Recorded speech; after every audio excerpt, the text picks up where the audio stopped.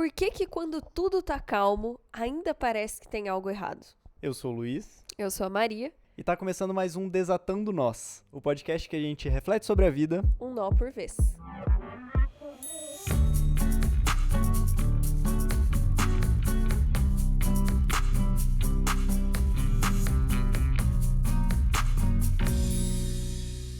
Esfriou, né? Esfriou, gente, demais. Eu queimei a cara esses dias, literalmente.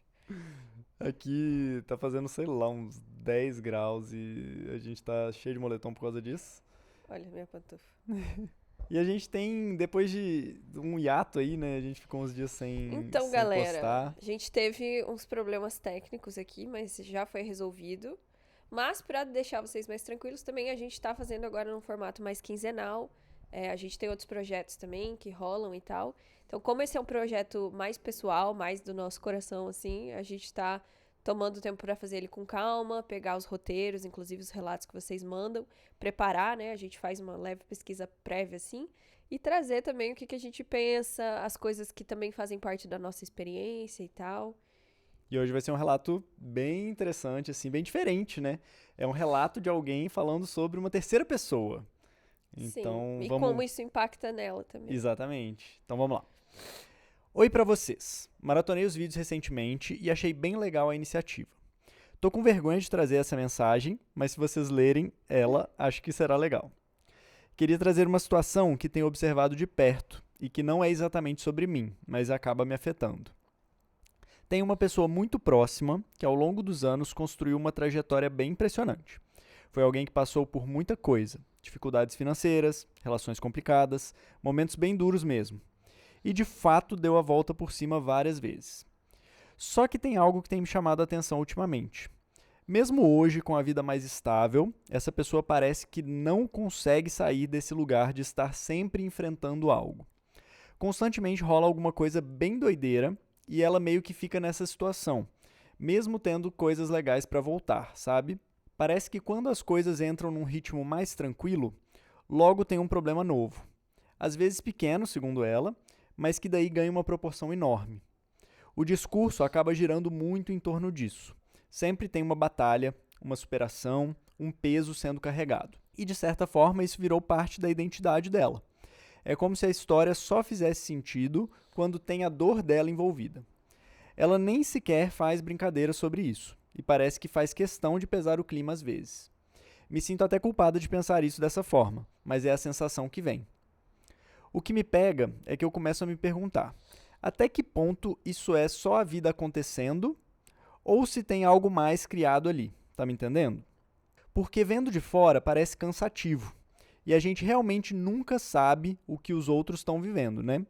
Mas como sou próxima, eu vejo vários casos em que, em vez de seguir e tomar atitudes diferentes, a pessoa continua fazendo a mesma coisa e gerando para si alguns desses problemas quase que intencionalmente. Já tentei com muito cuidado apontar que talvez nem tudo precise ser tão difícil o tempo todo, mas sinto uma resistência. Parece que é mais fácil ficar nisso do que sequer olhar para o processo. Não sei. E aí fico pensando, e como alguém começa a perceber isso sem sentir que está invalidando tudo que já viveu? Eu fico sempre drenada perto dessa pessoa, mas é alguém que eu tenho muito carinho. O que fazer? Se escolherem essa mensagem para algum episódio, me avisa no e-mail que deixei ao final, por favor. Muito obrigado pela mensagem, a gente vai te avisar, Avisaremos. com certeza. É... Quer dar um nome para essas pessoas ou não? Podemos. Tá, então quem está contando o relato é a Carolina e sobre quem ela está contando é a Paola. Eu queria trazer, eu acho que um pouco da perspectiva do afeto. Não lembro se a gente comentou sobre isso até no outro episódio. Afeto, ele tem alguns pontos, né? O afeto e o afetar. O afeto seria o substantivo, então, que define esse sentimento, que é associado ao cuidado, ao carinho, muitas vezes, né? O afetivo e tal, até um apego. Afetar seria um verbo correspondente que fala um pouco mais do impacto, assim. Então, significa agir sobre algo ou alguém, causando um impacto ou alteração. Lembrando que ambos os termos compartilham a mesma raiz etimológica, que é do latim facere, que é fazer, indicando então que sentir e demonstrar algo exige ação. E quando a gente fala de afetar, e a gente teve uma conversa até recente com uma amiga nossa sobre isso, o afetar, ele parece uma coisa que nos pune, né? Então eu não quero mais ser afetado por isso. Eu não vou me deixar afetar com essas coisas. E a gente esquece que a premissa é basicamente o afeto. Você se afeta pelo aquilo, né? Aquilo é importante pra você, tem um cuidado envolvido. Se você é afetado é porque a coisa é importante, né? Exato, Senão, aquilo não seria. traz um impacto na sua vida.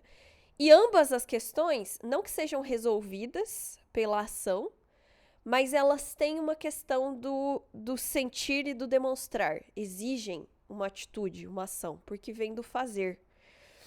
Então, eu acho que nessa linha, a gente pode entender que essa pessoa, né? Como é que era o nome mesmo? Depende qual. A que tá O que falando. tá falando? Que tá falando é a Carolina e a que Carolina tá falando. e Paola. E ela tá falando sobre a Paola. Isso. Dá pra entender que Carolina é afetada e tem afeto pela Paola. Por isso essas coisas trazem um impacto. Então, uma ação subsequente que seria pensar esse relato, questionar, tentar trazer essa conversa, né? Pelo que eu entendi, já teve algum indício ali dessa conversa com a Paola, mas parece que a coisa toma um protagonismo, né? Nessa parte do sofrimento, quase como uma compulsão, a gente poderia colocar, e que também afeta diretamente a Carolina. Eu acho que um complicador na questão, na relação ali, é porque se a Carolina já percebe que a Paola sempre leva para um lado de dor, de sofrimento, trazer isso abertamente, né, para Paola, talvez trouxesse uma sensação de dor e sofrimento em relação a Carolina, né? Claro, tem essa sensação de punição. Pô, você está repetindo isso. Mas eu acho que não só de punição. Talvez a gente entre num espaço, que a gente vai trazer ao longo do episódio, que é esse processo da proximidade. Você já parou pra pensar? Que tem gente que compulsoriamente quer entrar em espaços de conflito, de superação, né? Não necessariamente é um espaço de vulnerabilidade. É bom a gente colocar aqui. Às vezes esse é o espaço de proteção, inclusive, a vulnerabilidade. Porque às vezes estar bem é a vulnerabilidade da pessoa. Entender que tem um espaço de... Pô, é possível eu estar tranquilo aqui, sem medo? Seria essa vulnerabilidade. Eu tô nu nessa situação. Porque vulnerabilidade não é sobre dor, né? Então, é sobre não necessariamente, né? É sobre estar sendo você ali, estar se abrindo. E às vezes o olhar pra dentro pode ser olhar pra dentro com carinho, assim, né? Não necessariamente vai entrar no espaço de dor. A gente confunde muito vulnerabilidade com dor, com sofrimento, com mágoa. E às vezes não é. Exato. Pra cada um vai ser um espaço diferente, né? Talvez. E pra cada momento vai ser um momento diferente. Então, se a gente tá tendo uma narrativa muito única, muito linear, assim, sempre eu estou nesse espaço de dor.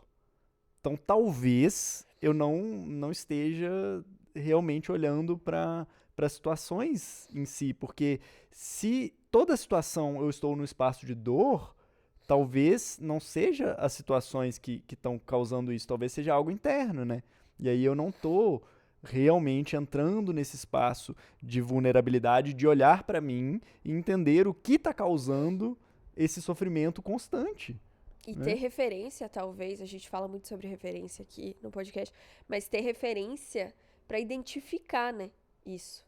Porque, às vezes, Carolina teve essa conversa com Paola, ou outras pessoas também trouxeram, porque pelo que eu entendi também é uma coisa em coletivo, né? Sempre traz para si essa história, nem faz piada sobre isso, achei interessante essa colocação.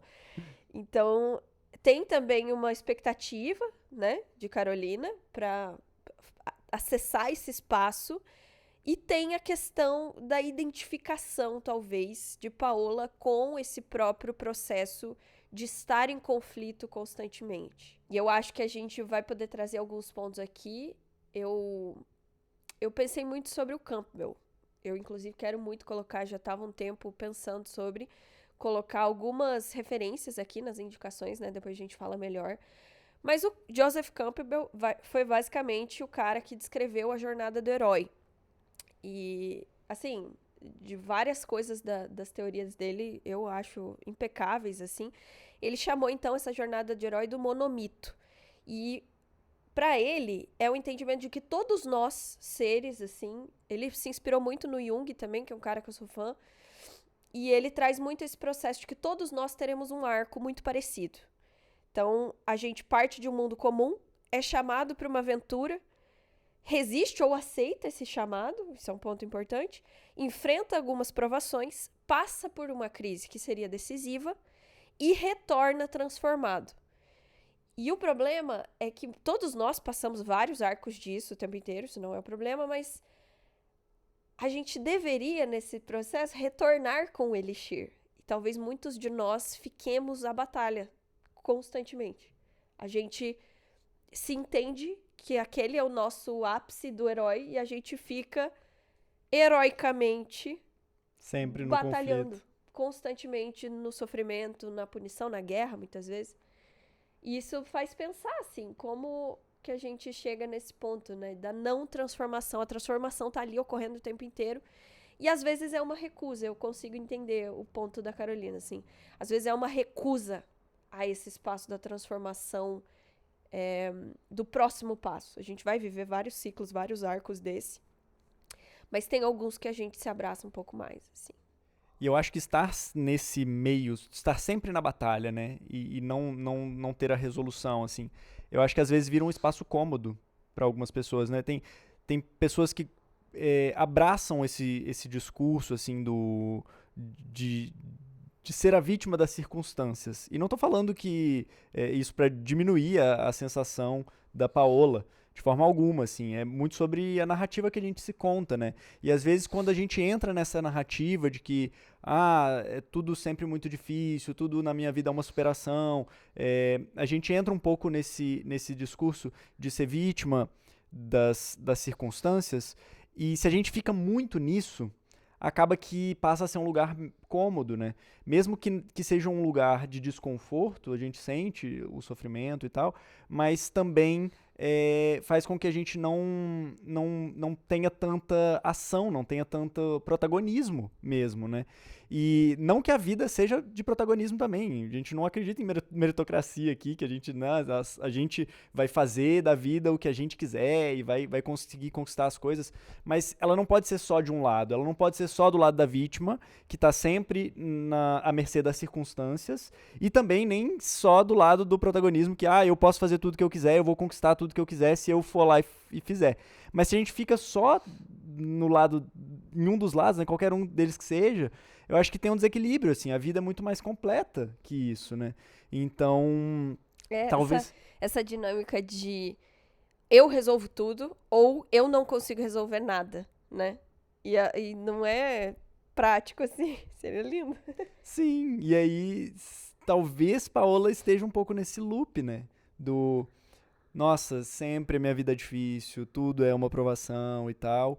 E aí quando você entra nesse loop, você passa a acreditar de fato que a sua vida é sempre condicionada ao que vem de fora. É sempre condicionada às batalhas que vêm, aos desafios que você tem que enfrentar. E aí você perde um pouco da capacidade de escolher, da capacidade de atuar na sua própria vida, sabe? A sua vida passa a ser sempre uma vida reativa ao que vem. E de reações muito específicas, né? Eu acho que tem muito esse componente da identidade, no sentido de a gente se identifica com esse ambiente árduo por motivos muito específicos. Porque se eu não passo, digamos, né, nessa lógica, se eu não passo por provações e não me supero, quem sou eu? Porque no estático, muita gente não existe. Tem gente que não consegue conceber a existência do estático. Não vou nem falar que é neutro, nada é neutro, né? Tem até uma frase que eu gosto muito. Tudo é orientado por uma base ideológica, constantemente. Paulo Freire é o grande paizão aí desse entendimento. Só que a gente tem um processo até fisiológico dessa identificação. Então, se eu entendo que tudo... Então, por exemplo, às vezes até problemas pequenos, como ela citou. Segundo Caroline, foi segundo Paola, citou que até quando são pequenos, eles tomam uma proporção gigantesca. E eu acho que isso é muito esse nosso... Por exemplo, eu tenho aqui um ratinho, mas eu preciso que ele seja um dragão. Porque eu preciso estar no meu processo dessa batalha do herói, sabe? Se ele não for um dragão e eu não tiver essa história pra contar, quem sou eu? Eu não consigo me identificar com algo que não seja uma grande luta pra minha vida. Eu acho que você entrou num ponto que é interessante a gente falar sobre, né? O quem sou eu? O que define o eu, né? O que define a minha personalidade, a minha identidade? E eu gosto muito desse debate filosófico, assim, porque eu acho que é um dos grandes debates filosóficos da nossa vida, assim, da nossa existência, é entender por que a gente se identifica com quem a gente se identifica como sendo nós, né? E aí, nesse contexto, eu gosto muito de uma linha de pensamento do David Hume, que ele fala que nós somos só um conjunto de percepções e sensações acumulados pela memória. Só que como a gente tem que fazer, como a gente tem que dar um sentido para isso, para que isso fique coerente, para que a gente consiga viver com base na sociedade, na moral e tal, porque isso foi meio que, aí uma opinião minha, né, porque isso foi meio que evolutivamente vantajoso para o ser humano, é evolutivamente vantajoso que a gente consiga viver em sociedade, coletivamente. Costurar histórias, né? Uns Tanto com os que isso outros, fez com que a gente virasse a espécie dominante do planeta, digamos assim, né? Que a gente Por hora. conseguisse se reproduzir, chegar a 7 bilhões, mais agora, 8 bilhões de pessoas no planeta. Isso foi evolutivamente vantajoso, a gente criar essas identidades, a gente pegar todas essas sensações e percepções com base no registro da memória e criar algo coerente, criar uma narrativa, uma ficção útil, como David Hume chama, né?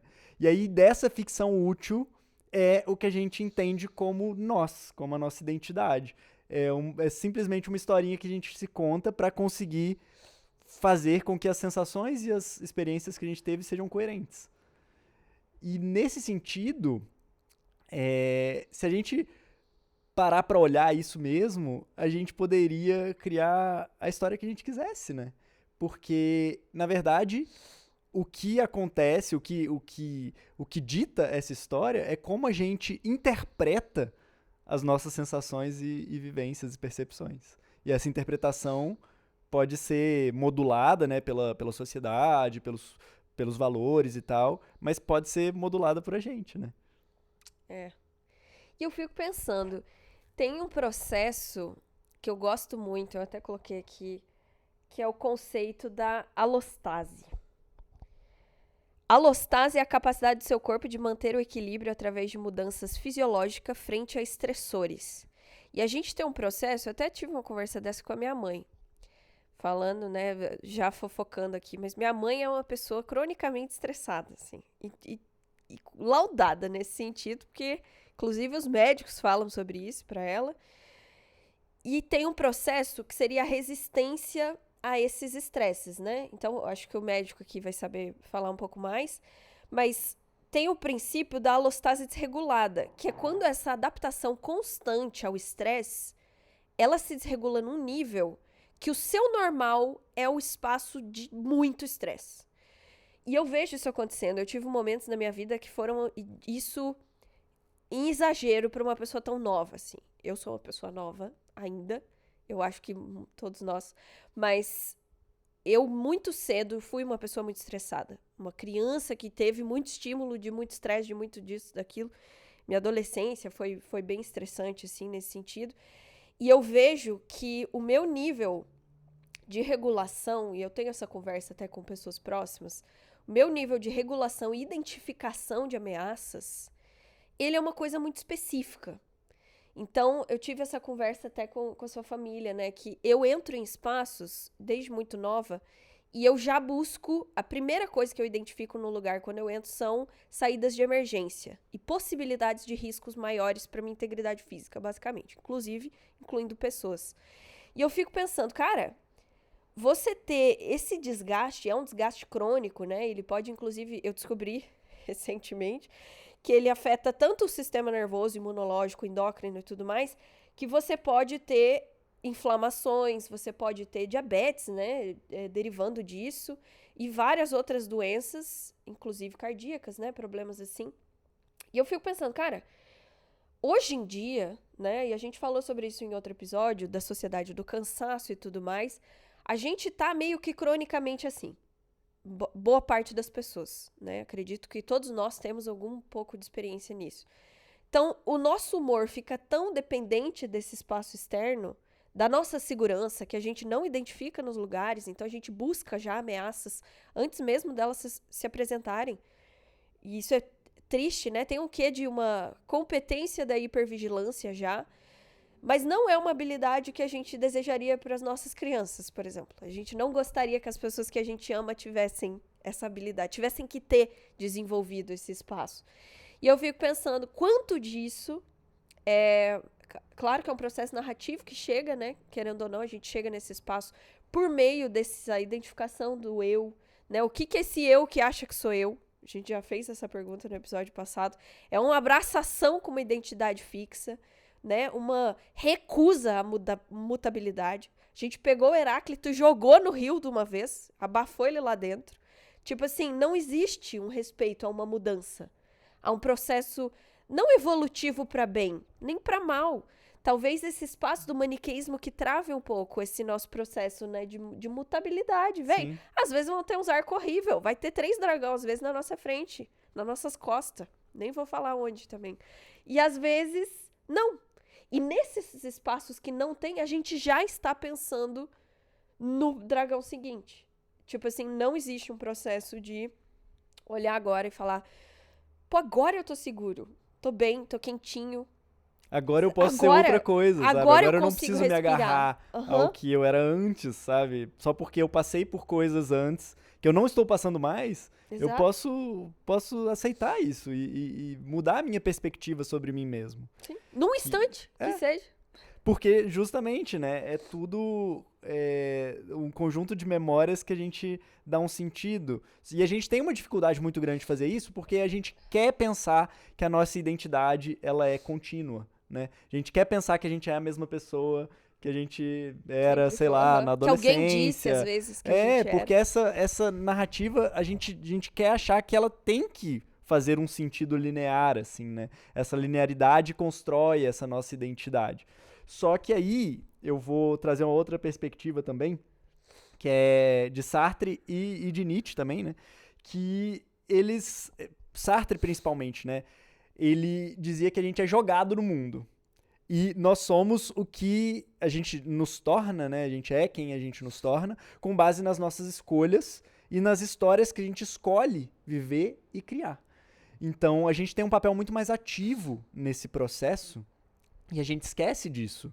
A gente acha que a gente é só esse amontoado de coisas que vai acontecendo e a gente nem percebe que é a gente que está contando essa história do que está acontecendo na nossa vida. E aí o Nietzsche ele vem para ampliar um pouquinho mais essa perspectiva, assim, né? E eu gosto muito da perspectiva dele, que ele fala que nós somos o artista moldando a própria arte o tempo inteiro.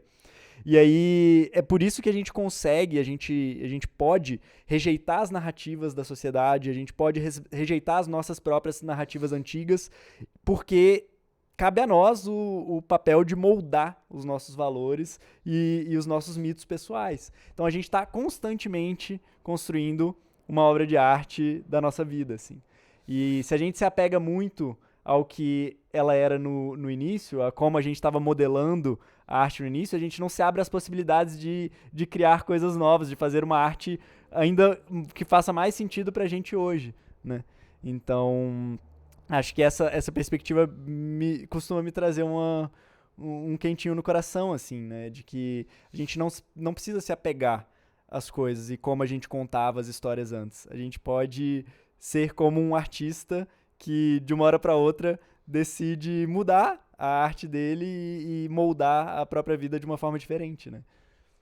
E eu fico pensando, né? A gente fala tanto sobre IA hoje em dia, e muito parecido com aquele texto lá que eu fiz pra Unicamp. E assim, a gente é baseado num repertório estruturado no passado. E a gente constantemente, a gente fala isso sobre as IAs, inclusive, que são uma repetição, uma reciclagem de dados, às vezes mal feita, inclusive.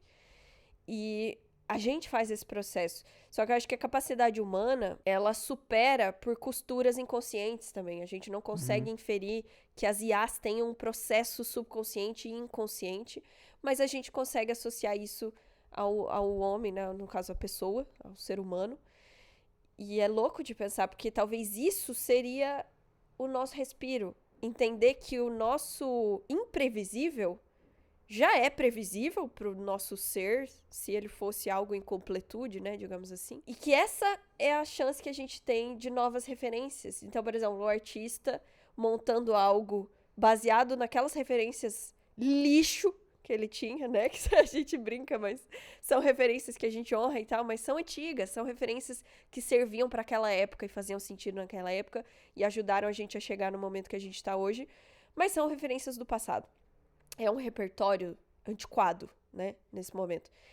E como a gente absorve referências sem perceber que tá absorvendo referência. Eu vejo muita gente discutindo muitas vezes que, não, mas eu não consigo sair disso, eu não consigo ver outra coisa. Cara, foram anos, às vezes, de você sentindo que não consegue sair disso, mas esses anos todos você coletou, inevitavelmente, você coletou coisas novas. E você tem referências novas. E hoje pode ser que não seja o repertório ideal para sua cabeça, mas é o repertório novo que você tem. Ele está atualizado a cada segundo que você existe nesse planeta. E eu acho que exige... Eu falo muito sobre esse espaço da honra com... não com você mesmo, porque você mesmo, o que você é? Nem você sabe o que você é. E que bom, porque é sobre isso. A gente não está completo. Não existe um homem perfeito, né, um humano perfeito, porque isso assumiria que ele está pronto. E não tá, e que paia que seria que se tivesse, talvez. Então, acho que esse espaço de respeitar o repertório que a gente tem mesmo. Olhar com esse acolhimento, e é difícil, cara. Ah, mas eu não aprendi. Ninguém. É uma prática que você faz antes de ter essa mentalidade. É uma prática que você arrisca fazer com Deus ali, se é que você é crente ou não. E você entra nesse espaço, então, de reformulação do artista. O risco de fazer a arte é esse, inclusive no sentido literal. Você se arrisca de peito e alma, e às vezes um peito que você não tem, uma alma que você não tá confiante com, e de repente você tá num espaço diferente. Talvez não seja mais agradável. E é importante a gente, talvez, entrar nesse espaço também. Que o que é agradabilidade para o ser humano? Porque isso começa a ficar perigoso. Às vezes o que é agradável pra mim, o que é agradável pra um serial killer, pra um psicopata, ou pra pessoas que realmente são pessoas aí, estão aí na sociedade existindo, fazendo as coisas delas, é muito diferente. Eu não posso me pautar só no que é agradável do meu humor de agora.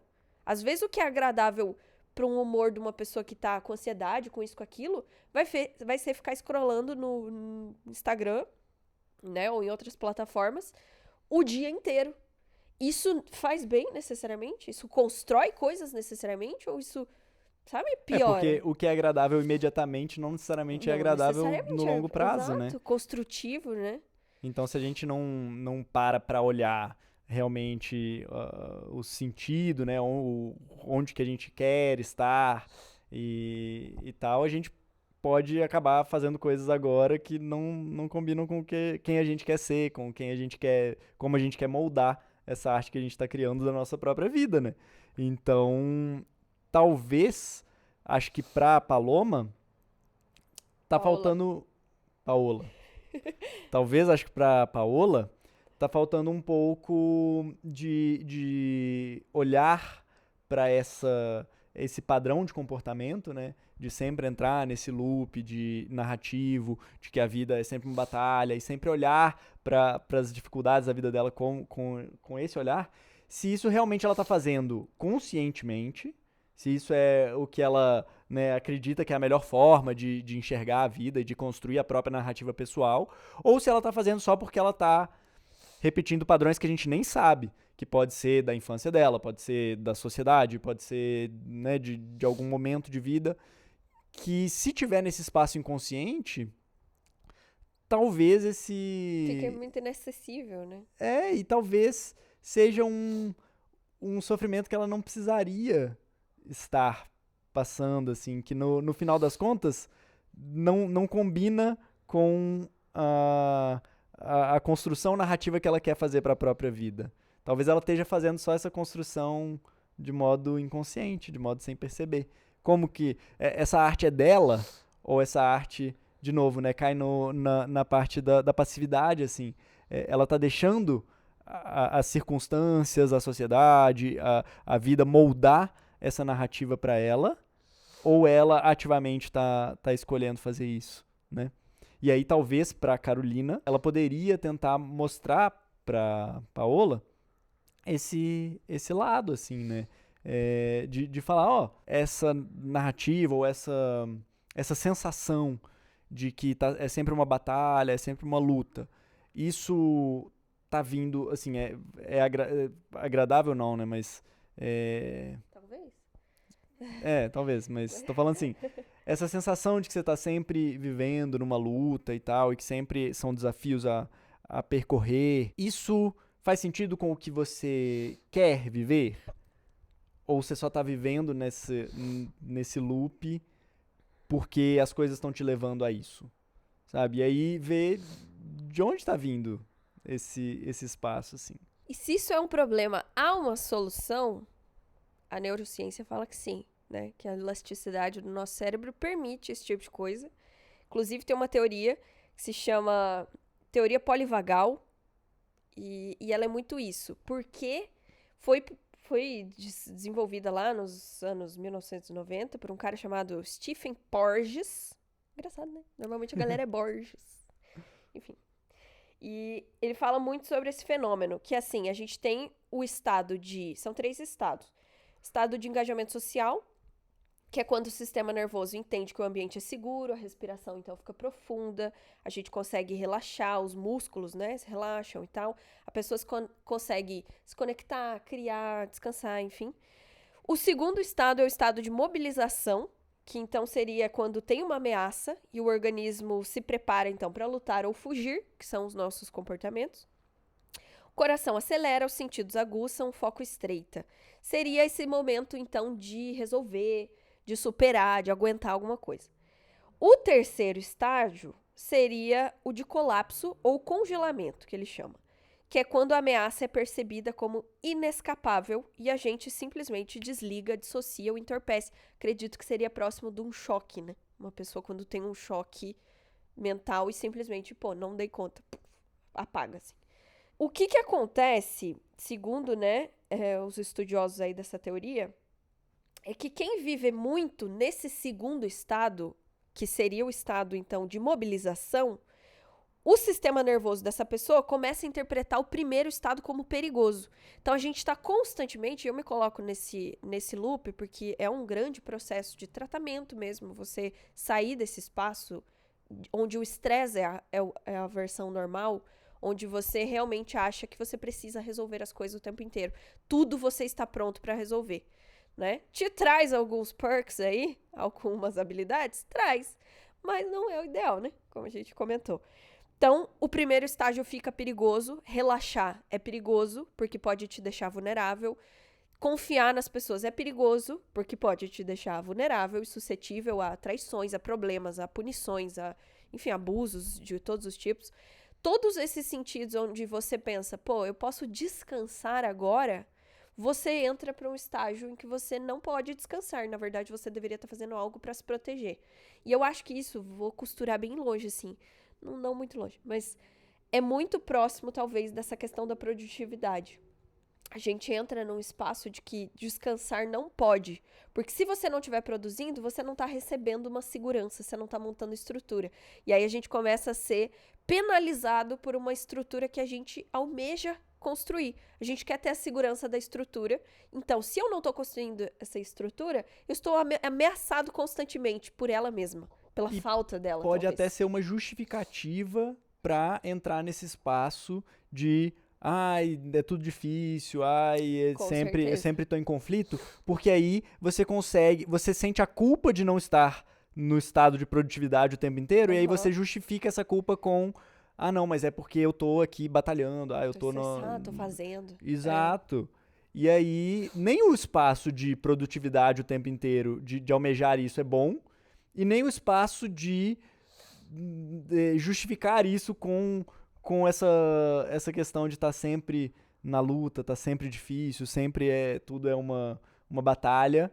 É bom também, né? Eu acho que se a gente tirasse essas duas coisas, seria melhor, né? A gente poderia aproveitar os momentos de tranquilidade, de relaxamento e de buscar mais ativamente coisas que a gente que fazem sentido, assim, e não só produtividade pela produtividade ou se justificar de estar nesse espaço de batalha para não ter que ativamente pensar no que você quer, né? Em como você quer Uhum. construir a narrativa. E é louco isso, né? Porque apesar de pessoas, então, que viveram em ambientes, sei lá, imprevisíveis, terem uma capacidade crítica de analisar as coisas e tal, esse sofrimento que vem não compensa. Não compensa mesmo. Logo, qual seria a solução disso? Eu fiquei pensando. Eu acho que vale perguntar, Acabar com inclusive. o capitalismo. Vale perguntar, inclusive, pra Caroline nesse Carolina. espaço. Carolina, nesse espaço, porque assim, você não convence o seu sistema nervoso, ou de sua amiga, ou de sua pessoa, né, aí que você ama, com argumentos. Isso eu falo repetidamente, inclusive, para todas as relações da minha existência, né? Tudo bem, porque eu fiz comunicação também, a gente tem uma noção que, gente, discurso é discurso. Ele não é mais do que isso, nem menos. Ele é discurso. E discurso não resolve, não regula um sistema nervoso que foi criado por experiências, que foi criado por coisas que de fato estão acontecendo. Não que o discurso seja uma O mentira, discurso é mas importante, ele é uma mas ele sozinho narrativa, não exato. consegue, E a né? Não narrativa consegue só chegar. toma força quando algo é Quando tem a projetado nela, vivência. que Sim. seria então a vida prática.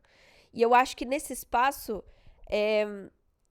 a gente consegue, então, em formas repetidas, talvez, de processos terapêuticos, de terapia mesmo, com pessoas especializadas. Qual que é a questão? Por que um terapeuta capacitado, né? Vamos colocar assim, porque tem uma galera aí, sacanagem. Como eles conseguem esse distanciamento? Lembrando, esse distanciamento não é o eu não me afeto. É anos, às vezes, de treinamento. São muitas técnicas, existem técnicas nessas áreas de estudo sobre isso, para você conseguir não morrer junto com alguém que está morrendo, sabe? Para você ter esse cuidado, esse acolhimento e ainda assim conseguir puxar, e aí tem até um nome para isso, né, que seria ancoragem. Isso vale para os dois lados, esse é o problema, inclusive nessa teoria aqui polivagal e tal, eles trazem até um pouco sobre isso, que eles chamam até de contágio de estado. Ele é involuntário, você não decide se você é arrastado por essa pessoa para ficar mal também, ou se você consegue se ancorar então na firmeza de uma pessoa. Então, digamos, num cenário em que existe um terapeuta ali especializado, né, um psicólogo, enfim, psiquiatras delineando tratamentos sobre, você tem uma pessoa que é treinada para isso, por isso que a gente fala constantemente a importância de se fazer uma terapia. Você tem uma pessoa que é treinada para, no momento em que você está perdendo os seus lados, está desregulado completamente, ela conseguir se manter firme, calma. Ela não necessariamente vai ficar eufórica ou triste ou na merda, enfim, mas ela consegue te trazer junto nesse espaço de falar, viu? Aqui você pode ter essa vazão. E a gente volta então para um estado de calma. E a gente começa então a entender, porque eu acho que esse é um dos caminhos, assim. Repetição num estado de regulação, então. Porque se você está desregulado, você ficou desregulado muitas vezes, isso repetiu, isso construiu no seu cérebro que essa é a vida e que você só sobrevive nesse espaço e que esse espaço é sua identidade. No momento que você tem uma repetição, não necessariamente contrária, mas uma repetição em que tem Diferente. firmeza, em que tem uma estrutura ali segurando, você, sabe, te prova, isso prova pro seu corpo, pro seu cérebro, que é possível estar em outro formato, em outro estado. A adaptação, ela precisa de consistência. Então, se você adaptou a estar num estado de estresse, foi porque você consistentemente esteve no estado de exato. estresse. E aí, para você tirar isso, você tem que consistentemente estar em outro estado, estar em um estado diferente desse, senão não adianta, assim. Às vezes você... por isso que, tipo, sei lá, às vezes você faz algo pontualmente e se sente bem, mas volta para aquele estado de estresse, porque tem que ser consistente, tem que ser... E aí, acho que nesse sentido, né, que você estava falando, que a terapia, a importância disso, né, porque é consistentemente te apresentar um outro caminho de pensamento, resultado até, né, uma outra possibilidade, né, e aí realmente não adianta fazer, eu vou fazer uma sessão com um psicólogo, eu tenho que fazer consistentemente. Exato, e não só terapia, né, às vezes vai ser passado medicamentoso também, a gente falou sobre isso no episódio passado, o Luiz trouxe a questão da muleta, a muleta é feita para sair em algum momento, a terapia com psicólogos, mas também se cercar de técnicas, referências. Pô, a gente tem acesso à internet hoje em dia, é claro, sobre estar sendo direcionado para uma pessoa que entende do assunto também, não vai sair fazendo autoterapia, que isso não existe, galera. Isso aí não existe. Uma autoterapia também desregulada, você vai às vezes cair num buraco ou um outro buraco. Então, claro, é importante também honrar a capacitação dessas pessoas, ver também se faz sentido para você, tem 1 milhão de abordagens aí. Mas fica uma pergunta, porque isso é um espaço de disposição. A gente querer se tratar, a gente querer se construir, porque é muito fácil a gente falar, eu morreria por você. Show. Mas você faria um tratamento por mim? Sabe? Você cuidaria da sua alimentação para estar perto de mim? Pra gente viver com qualidade de vida junto? Sabe? A gente se construiria bem com coisas que fazem sentido, descobriria novas referências, novas ferramentas pra ficar junto, pra ficar perto dessas pessoas que a gente ama. Senão é muito fácil a gente entrar num caminho suicida, muitas vezes, em nome de outra pessoa. Olha que irresponsabilidade que você passa pra uma outra pessoa. De que a sua morte é a culpa dela, muitas vezes. É responsabilidade, né? E você acha que a Paola tá nesse espaço? Você acha que ela faz isso? A gente não sabe dizer, porque o nosso processo de análise do discurso também foi sobre o que Carolina trouxe. A gente não consegue acessar o processo de Paola. Mas eu fico perguntando, inclusive, pra Carolina. Pra você, Carolina, faz sentido ser esse totem regulador? Você não seria, de fato, a pessoa responsável por essa regulação, mas estar ali se dispondo num processo que é árduo, de sentar com Paola e falar, Paola, vamos nós fazer terapia, porque isso também não é só sobre Paola, né? Não é a gente jogar para a pessoa que tem a compulsão em sentimentos e questões de superação, porque isso nos afetou, já nos impactou. Então, nesse espaço que você traz, que te drena, sabe? Isso já foi uma coisa que te aconteceu. Você tem a disposição de olhar para isso? De acolher nesse espaço? De sentar e falar, caramba, isso me doeu. Talvez eu tenha mágoas, inclusive, em relação a Paola, por eu ter passado por isso. Isso é importante a gente fazer essa terapia, porque a gente, senão, fica sempre o outro resolvendo, mas o nosso papel... E eu não quero entrar no espaço de julgamento, porque não cabe a mim também, não é sobre isso, porque você pode ser uma pessoa direcionadora que traz isso, se te fizer sentido. E se não te fizer, não é problema. É entender que você pode estar ali durante esse processo de recuperação, se essa pessoa tiver também essa vontade, esse objetivo, né, por ela. E você pode não estar, porque a gente sabe que é pesado também, né? Se constantemente você estar sendo drenada, constantemente você sentir que você não quer ser cúmplice desse processo, é importante parar pra pensar nisso. Às vezes a gente não quer contato com essas pessoas que estão nesse processo. Às vezes a gente quer, às vezes a gente tem uma confusão sobre um misto de sentimentos de caramba, eu gosto tanto dessa pessoa, eu tenho um carinho tão grande por ela, mas eu não consigo viver perto, eu não consigo conviver com isso, porque isso me consome, isso me leva além. E aí, em vez de ser uma pessoa afogada, são 2, são 3, são 4, sabe? Porque você leva toda a sua rede juntos. Então, eu acho que a disposição, né, e a minha pergunta sobre justamente essa, você tem essa disposição, você tem essa vontade também por você de ter essa disposição, porque como a gente falou, são anos de treinamento para você ter um sistema nervoso seu que regulado se mantém e consegue ancorar outras pessoas, porque... Oi, gente que tá ouvindo, só passando pra avisar vocês que a gente teve um problema com o meu microfone durante a gravação, então o áudio sim está esquisito, não é o seu fone de ouvido, e depois acaba resolvendo. Enfim, espero que vocês estejam gostando. Beijo. Então, você consegue contagiar uma pessoa para bem, para mal. Você consegue que ela te contagie a descer também, e você consegue também, e é muito mais difícil, eu acredito, né, pelo que a galera trouxe nos estudos, é muito mais complexo, é muito mais evidente, né, a gente coloca assim, o estado de pânico, de colapso emocional, ele emite sinais muito mais fortes do que o de calma. Então, uma pessoa que está calma, ela tem que estar muito calma. Ela tem que estar realmente confiando na calma dela. Isso exige, cara, isso custa. Não é todo mundo que vai ter essa disposição. Mas tem gente que tem. E se você tem, faz sentido para você, então, construir um espaço de auxílio dessa ancoragem, de falar, cara, eu tenho as minhas experiências difíceis e eu também quero ter ferramentas para mim, para conseguir me regular nesses espaços. Mas eu também quero fazer isso pelas outras pessoas à minha volta também, sabe? Mas eu não sei se a Carolina quer se responsabilizar por esse espaço. Exato, esse é o Eu ponto. não É não não acho entrar como que não acho centro da que responsabilidade. não senti que apareceu isso na mensagem, sabe? Eu acho que ela realmente quer entender o lado de Paola e tentar ajudar, mas sem Se envolver ser, demais. não é nem sem se envolver demais, é sem ser a responsável por esse processo de Paola, de Mas entendimento isso não tem que ser da mesmo. narrativa. Sim, Gente, não, não é porque é. o que você trouxe eu achei que você estava trazendo como se fosse perguntando pra Carolina, você quer se responsabilizar? Você quer tal? Não quero, não Não acho que entendam é sobre isso, isso. gente. Não é. Eu não vou perguntar em nenhum momento se você quer ser responsável, porque isso é impossível. Você não é, automaticamente. Nem que você fosse mãe dessa pessoa. Você não é responsável. É impossível alguém ser responsável pela felicidade do outro. Impossível. Não tem como.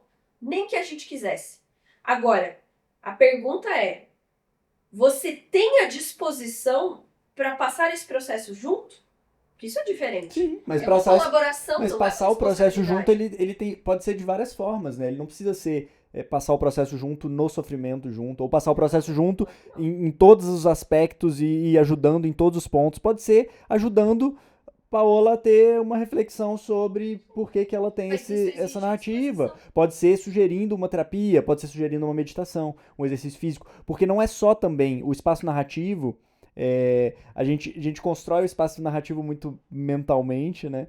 E Paola talvez tenha que reconstruir essa narrativa, se ela quiser, né? Se fizer sentido para ela, se ela não se identificar com esse estado de estar sempre em conflito, mas também, como ela já está provavelmente num espaço de estresse há muito tempo, e como a gente falou, né, isso é constância e tem uma adaptação do corpo para isso, ela pode começar a trabalhar essa mudança de narrativa trabalhando na mudança do próprio corpo dela, de como o corpo dela responde ao estresse. Então, por exemplo, fazendo exercício físico, fazendo meditação, coisas que consistentemente vão mudar um estado físico que vai permitir diferentes emoções, diferentes reflexões, diferentes capacidades de alteração narrativa, né? Então pode ser que Carolina consiga ajudar Paola nesse espaço, que não precise entrar nesse espaço de cognição mesmo, né? E aí pode ser uma terapia. Enfim, tem várias formas de se ajudar Cuidar nesse... de alguém com carinho não é se anular, né? Não é tirar a sua máscara para colocar na outra pessoa. Vamos lembrar disso constantemente aí, porque a sociedade hoje em dia é muito fácil qualquer pessoa falar sobre esse aspecto de sacrifício, de lealdade. E que papinho, galera. Vou colocar, inclusive não ia, mas vou trazer agora um texto que eu acho que vai trazer vai trazer ótimas reflexões sobre, que se chama O Mito do Amor Materno. No momento que você pensa que o tal amor incondicional, maternal, parental muitas vezes, mas principalmente maternal, é uma grandiosa construção social, inclusive baseada em coisas bem específicas da sociedade, você começa a ressignificar um pouco do que significa cuidar, né? Porque a gente pensa como a grande mãe, né? O cuidado, o acolhimento, a sensibilidade e tal. E é preciso olhar com um olhar um pouco mais crítico para esse tipo de coisa. Senão a gente fica caindo de um extremo ao outro. Ai, não vou encostar, não vou chegar perto dessa pessoa porque ela está me drenando. E o outro extremo, nossa, eu preciso me sangrar porque eu não aguento ver ela sofrendo. Não, também, né, limites aí. Agora, outras perguntas também, né, que eu acho que fica é sobre você, Carolina. O que exatamente te drena? É a quantidade de atenção que essa pessoa está te demandando? É sentir que as suas palavras não têm efeito, né? Que você não tem também, não está sendo ouvida, porque às vezes isso pega. Essa sensação de cumplicidade que eu falei, com o padrão que você não está querendo validar da outra pessoa. O que pega para você? Porque a gente pensa muito sobre o processo de Paola, de pessoas que são como Paola, mas as pessoas em volta estão aqui mandando textos, sem julgamento, adoramos, inclusive. Estão sendo afetadas. Mas estão trazendo relatos sobre essa drenagem, sobre esse cansaço, sobre essa culpa que foi citada no texto, de eu não queria estar pensando assim, mas eu entendo dessa forma. Sim, você entende dessa forma. Para bem e para mal. É isso que a gente está entendendo dessa forma. Então, como a gente lida com esse discurso? Porque é isso que eu falo, a responsabilidade ela não é uma coisa transferível, jamais, em nenhuma hipótese. Agora, existe a minha parcela de responsabilidade.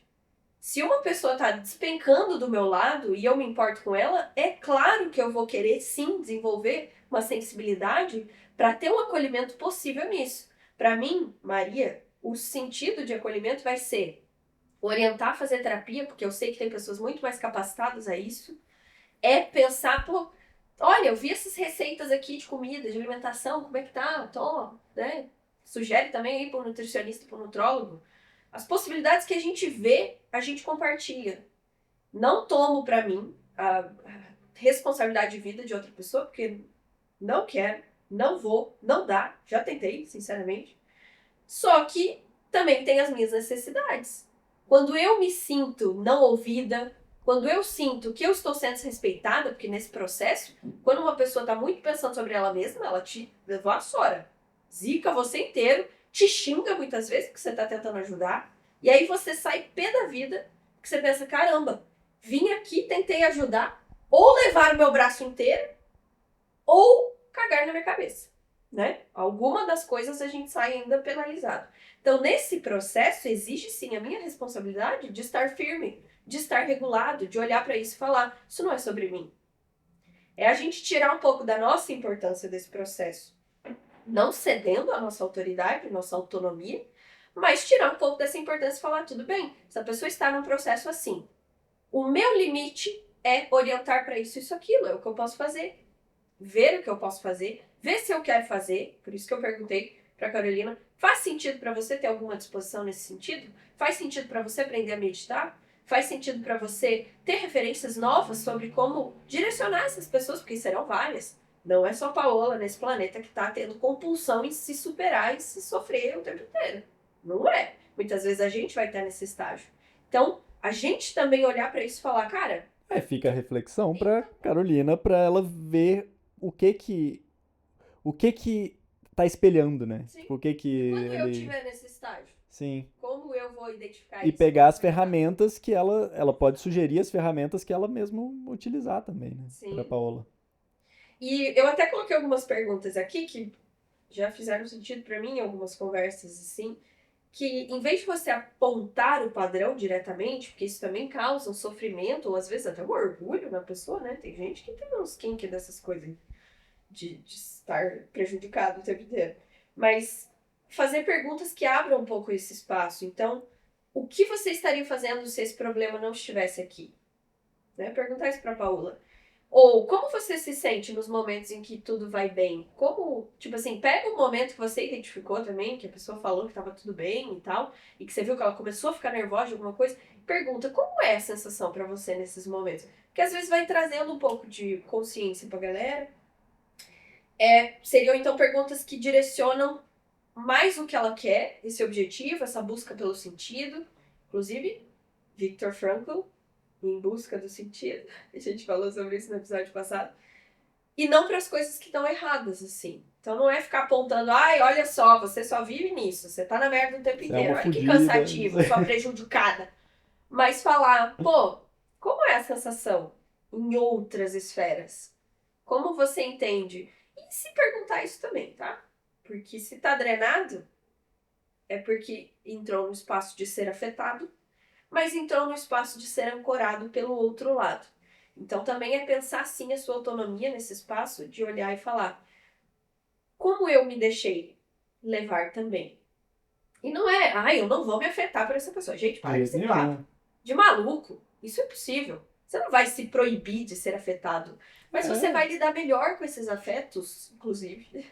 Sim, e entender onde que afeta, né? Se afeto só pelo. Se eu tô sendo afetado só porque eu me importo com aquela pessoa, porque eu tenho carinho e porque eu quero que ela esteja bem e que tenha perspectivas melhores para a vida dela, ou se eu estou sendo afetado porque isso também eu projeto algo meu ali também, né?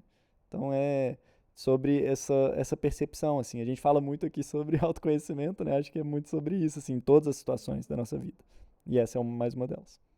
Tivemos uma questão aqui com os microfones, mas enfim. 3 últimas coisinhas que eu queria falar antes da gente trazer as indicações finais, que eu acho que vão somar um pouco com essa conversa.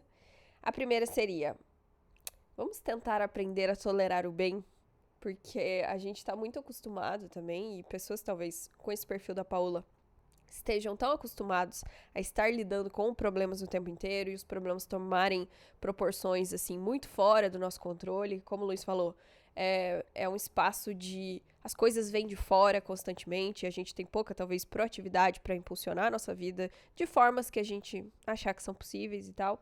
E não, lembrando, não é uma proatividade na forma de produtividade, Isso. de, nossa, você tem que buscar, você tem que, você faz o seu próprio destino, meritocracia, você consegue o que você quiser. Não é sobre isso. É sobre você ter escolhas, né? E não se deixar levar pelo contexto. Então, você ativamente fazer as escolhas E da sua vida, direcionar assim, talvez né? melhor as Mais coisas. conscientemente.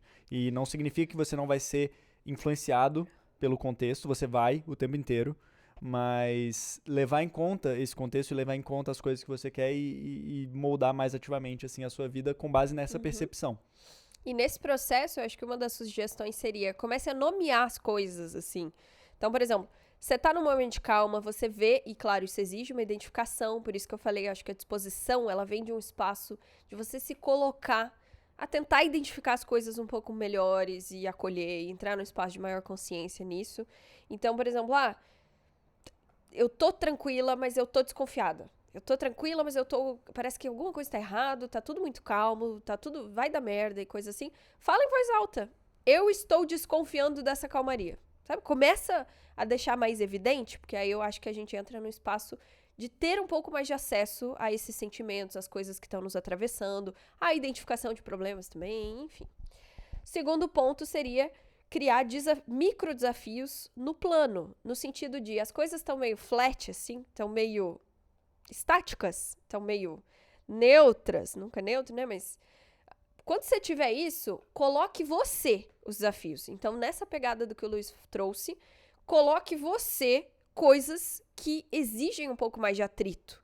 Porque senão a gente fica esperando que o universo externo, sabe? O processo fora de nós, que é uma mentira, porque tudo tá meio dentro também, traga então coisas que causem atrito, que tragam desafios mesmo a serem superados.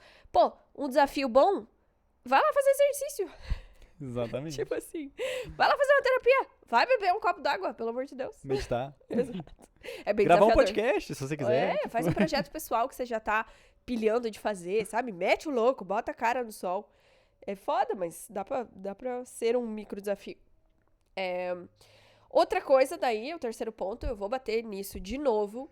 Procure terapia que encaixe esse foco em regulação do sistema nervoso. A gente tem várias abordagens aí, uma delas é o TCC, os psicólogos que falem mais sobre, mas eu vou fazer uma indicação já entrando na ordem das indicações, psymeet.com. Se você quer uma terapia com valor acessível, isso não é uma publi, inclusive não é necessário que seja, mas é uma plataforma que eu indico para várias pessoas. Você vai encontrar profissionais muito bons, inclusive, por um preço social, e você pode negociar daí com esse profissional ao longo do tempo, quando você puder pagar mais e coisas desse tipo. Mas busque essa orientação. São pessoas que estão ali treinadas para isso, se capacitaram para isso.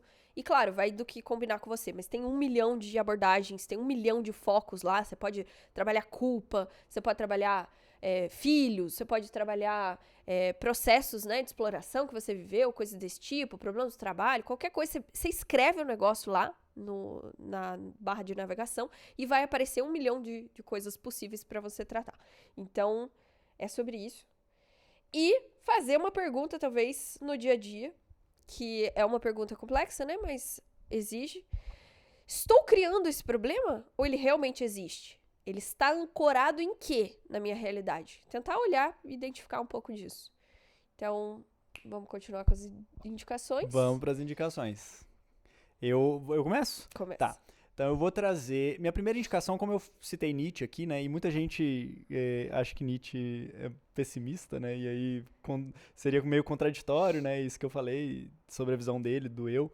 Porque muita gente vê Nietzsche como, o niilismo, o pessimismo e tal. Só que, cara, dá pra você ter várias interpretações do Tem niilismo. o niilismo e o otimismo. Exato. Até. E é justamente essa é a minha primeira indicação, que vai ser de um vídeo de um canal que faz análise de vários temas científicos e tal, com bases científicas. Tem algumas pessoas levantaram alguns problemas de vieses ali, porque é um canal que foi financiado pela fundação do Bill Gates, Melinda Gates, mas, de qualquer forma, é um canal que coloca muita base científica e coloca as fontes, né, nos vídeos. Tô esperando a comida dos gatos caírem aqui, porque tá fazendo barulho. Pronto. E nesse vídeo... eles falam sobre o niilismo otimista. E eu acho que é um vídeo muito legal. Dá um panorama de como você pode ser mais um agente mais ativo assim, na sua própria vida, e que isso não significa que ela vai ser difícil, que ela vai entrar nesse espaço de conflito. Assim. Pode ser você ser um agente ativo na sua própria vida sem depender de fatores externos e ainda ter uma atitude otimista em relação a isso. Então, essa vai ser a minha primeira indicação. Passa uma e depois eu passo mais. Tá bom. Eu já falei um pouco do PsyMeet, que é uma plataforma que eu indico. Eu vou trazer, então, uma série de vídeos que vocês vão poder acessar no próprio canal da fundação do Joseph Campbell.